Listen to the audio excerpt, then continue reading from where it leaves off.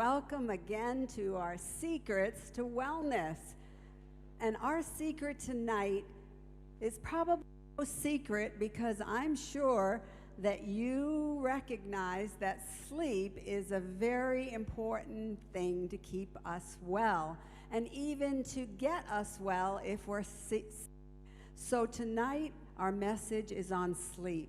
And to be healthy, we need restoring rest.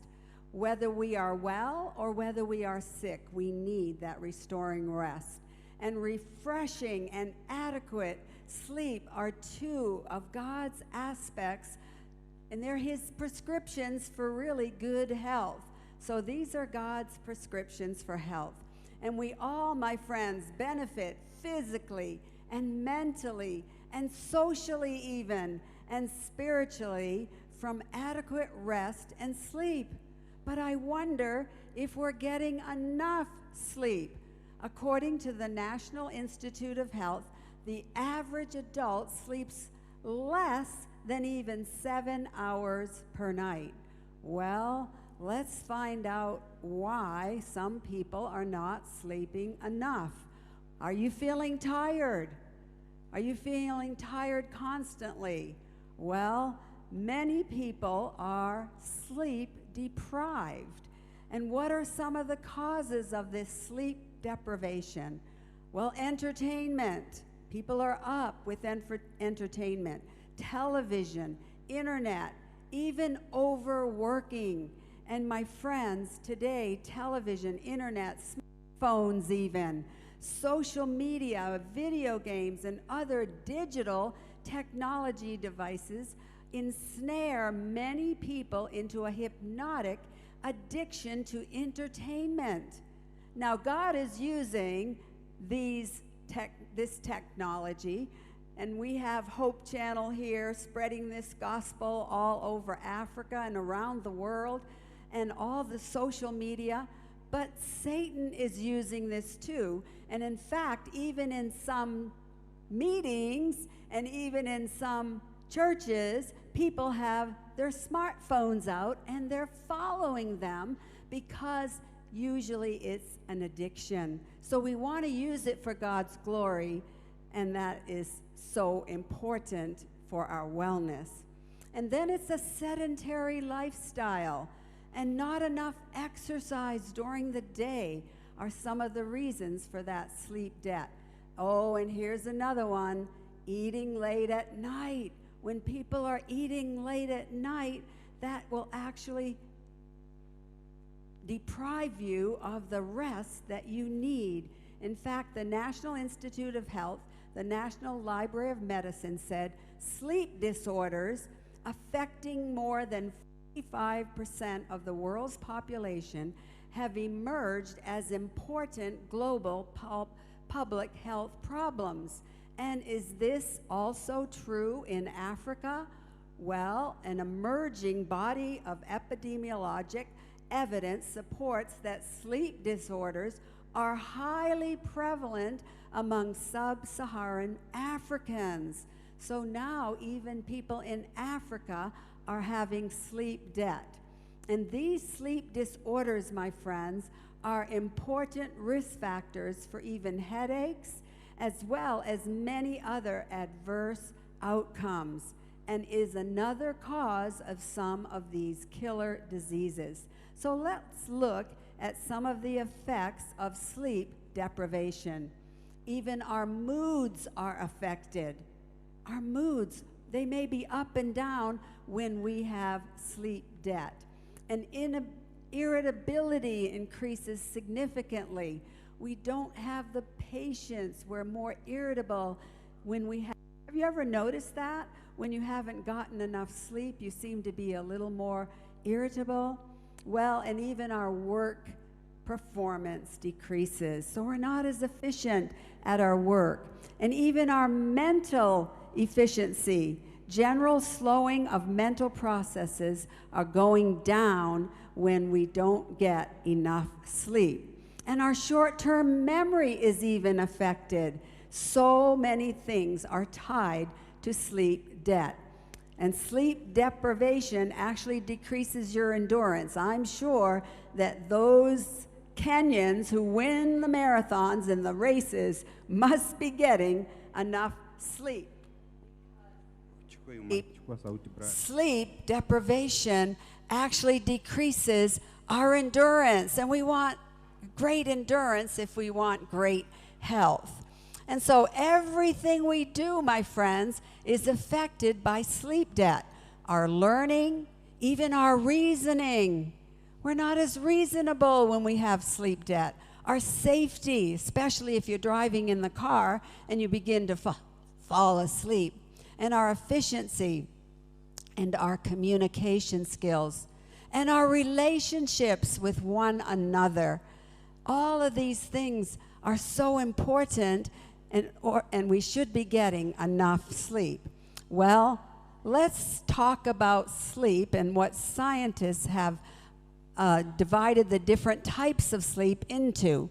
So there's non-REM sleep. This is a light sleep at first, and then we go into a deep sleep. And then there's what we call REM sleep, or rapid eye movement, which is the dreaming stage of sleep.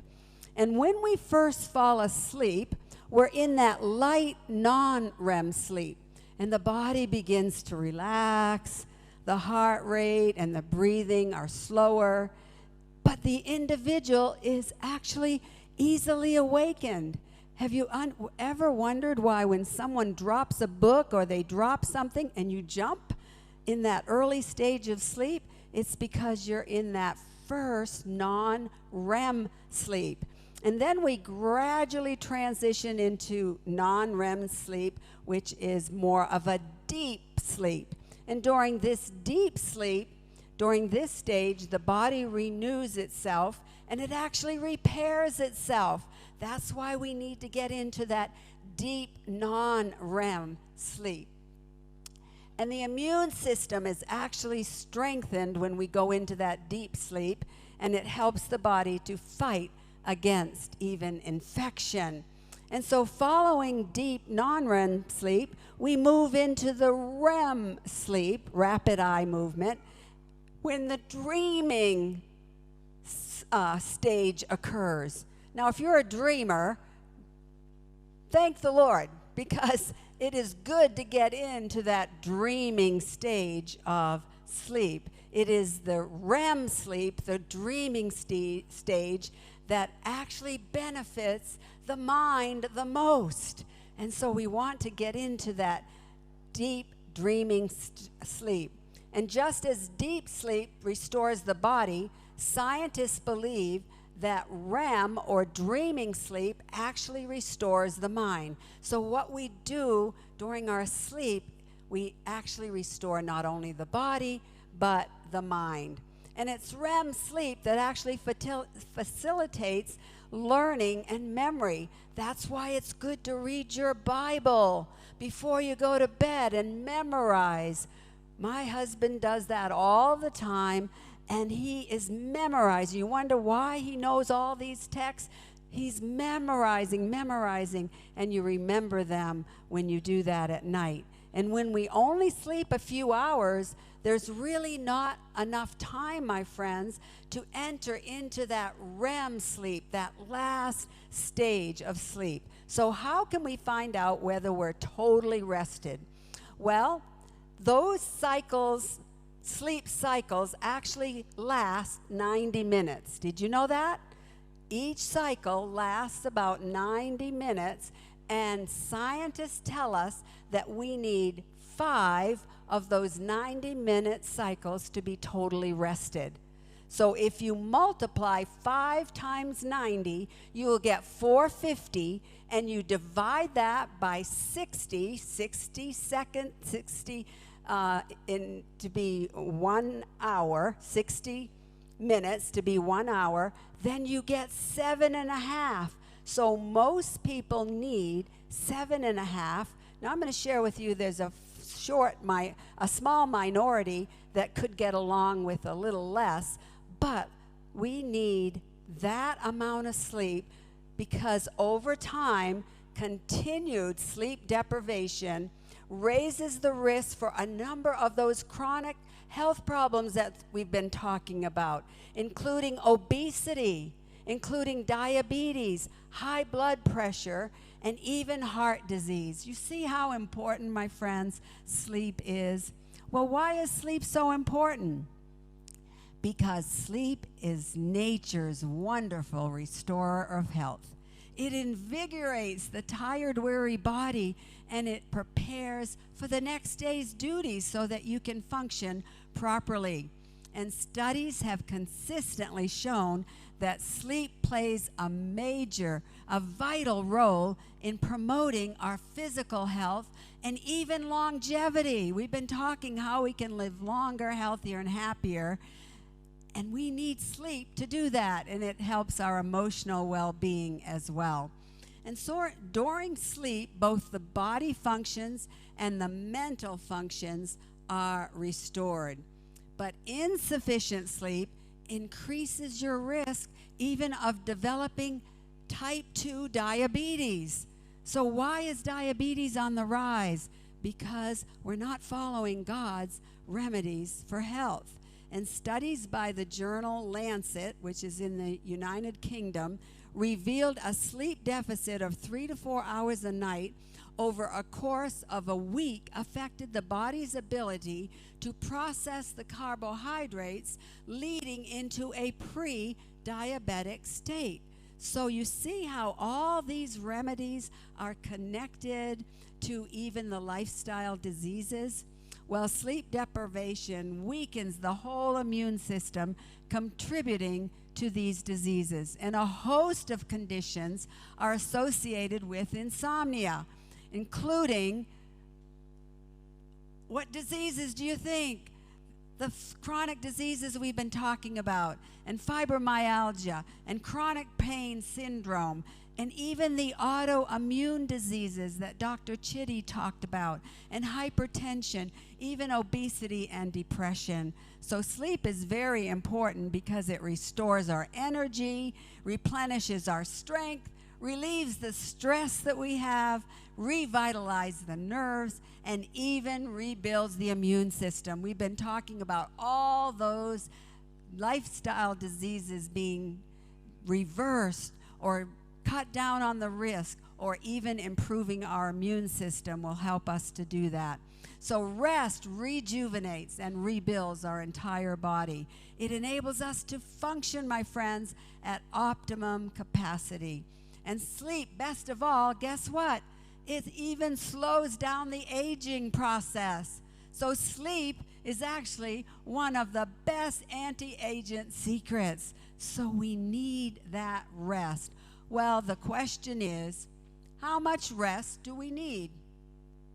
A study was conducted to determine how much sleep is required, and there was a majority needed that 7.5, and maybe even 8 for some, but the majority needed at least that 7.5, and a minority who could get along on 6.5 or 7.5, and another minority actually needed 8.5 to 9. Well, how do you know? How do you know, my friends, which category you're in? Well, how do you know whether you need the 7.5, the 8, or the 8.5? Well, I'll tell you, it's not a secret anymore. If you're sleeping during the day, you're not getting enough sleep.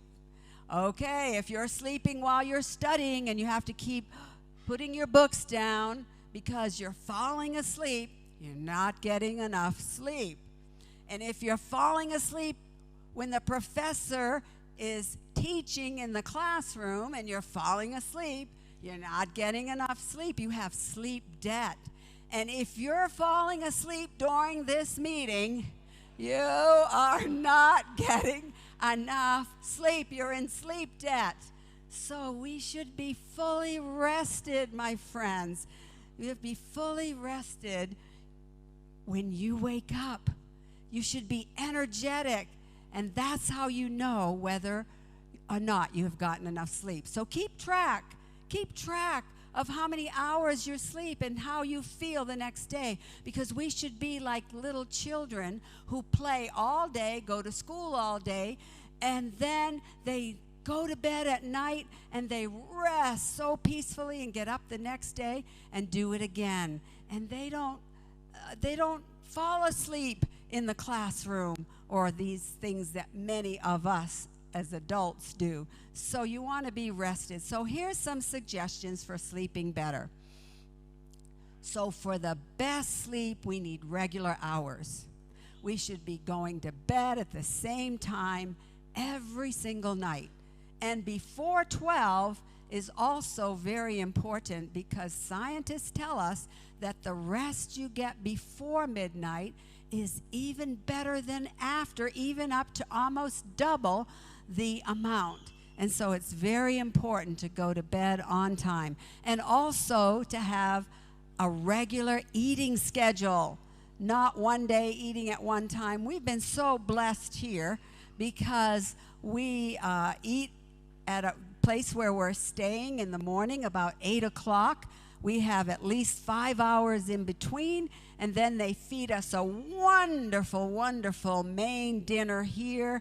And so we have regular, at about 1:15 to 1:30, we have regular hours every day for eating. That's very important.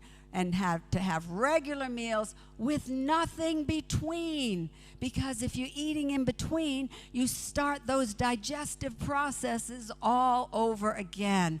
Not even an apple should be eaten in between our meals. We need to empty the stomach, and you'll sleep more soundly. If your stomach is full and there's undigested food, it'll be difficult to have that good, sweet, sound sleep. And then avoid those stimulants that we talked about, such as caffeine and nicotine.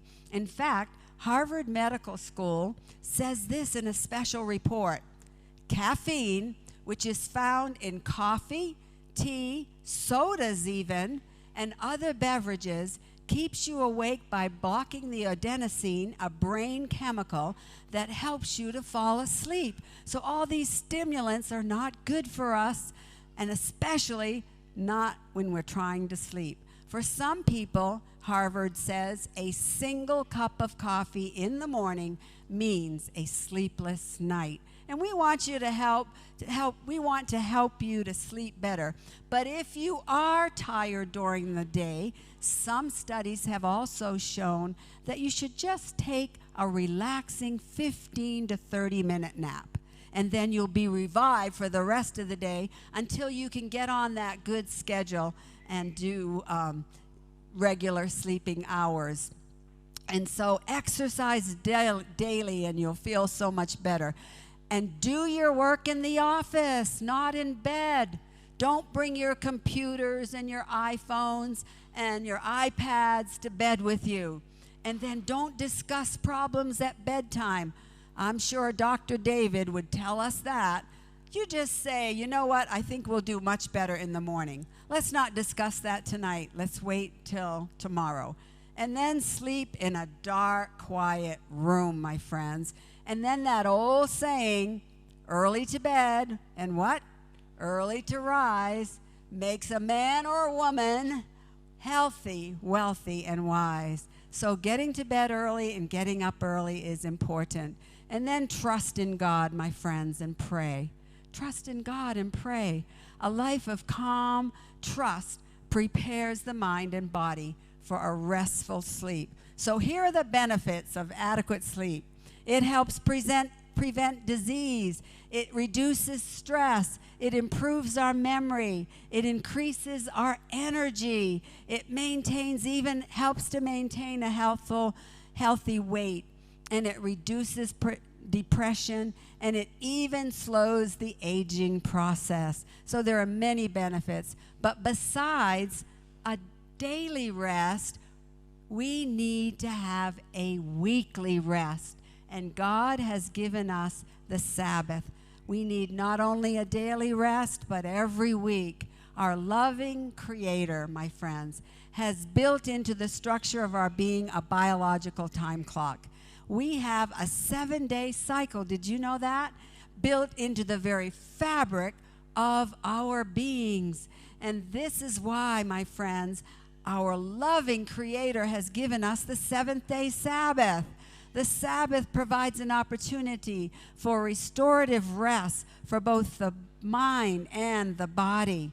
And God's Sabbath is heaven's defense against unending work. Some people would work all the time if they didn't have the Sabbath, but we must come apart and worship God on that day. And so here are your teeny tips for tonight. 3 habits to establish: a regular schedule for sleeping, a regular schedule for eating, and a regular schedule for exercising. Exercise even outdoors in the morning. That bright natural light can actually set your circadian rhythm. And then 3 things to avoid: stimulants like nicotine or caffeine, and avoid taking work to bed with you, my friends, and avoid any conflicts or even anything that's controversial or even a complex subject or a discussion at night. Have it wait until the morning. And then get plenty of fresh air in your bedroom. Keep your sleeping room dark and quiet. And if you need to and you can't sleep, just try some herbal teas. And then take a warm bath before going to bed. But certainly, my friends, we need to allow at least an hour before going to bed to unwind. That's why we shouldn't be on our iPhones or our iPads or any of these digital media devices. We should actually be toning down and unwinding, and then go to bed early, spend time reading the Bible and praying, and then trust in God, my friends, to take care of all your worries and all of your anxieties, because He will do just that. God will give you, my friends, the ability to follow all His laws of health. So here's my prescription for you today. Every day, my friends, choose to make your health a priority. You are responsible for your own health, nobody else. And so make your health a priority and follow all of these 8 natural laws that we've been talking about. You see, because each one is so important. The water that we drink, 8-ounce glasses or 2 liters every day. Water on the inside, water on the outside. Exercising at least those 30 to even 60 minutes a day. And then love and trust in God. And then having a lifestyle of abstemiousness, abstaining from everything that is harmful and using wisely that which is good. And then nutrition, eating the right foods at the right time and the right amounts. And then our environment and the air that we breathe. Go out in nature. Nature is God's medicine. And getting enough sunshine to get the vitamin D that we need. And then sleeping those 7.5 to 8 hours every night. And I know, my friends, all across Africa, those of you who are watching tonight, I know that Jesus will help you, because Philippians 4:13 says this: I can do all things through Christ who strengthens me. Let's say that together. I can do all things through Christ who strengthens me. Not just some things, my friends, but all things through Christ who strengthens me. So I know that God is going to bless you as you follow His laws of health, because, my friends, God's way is always the best way.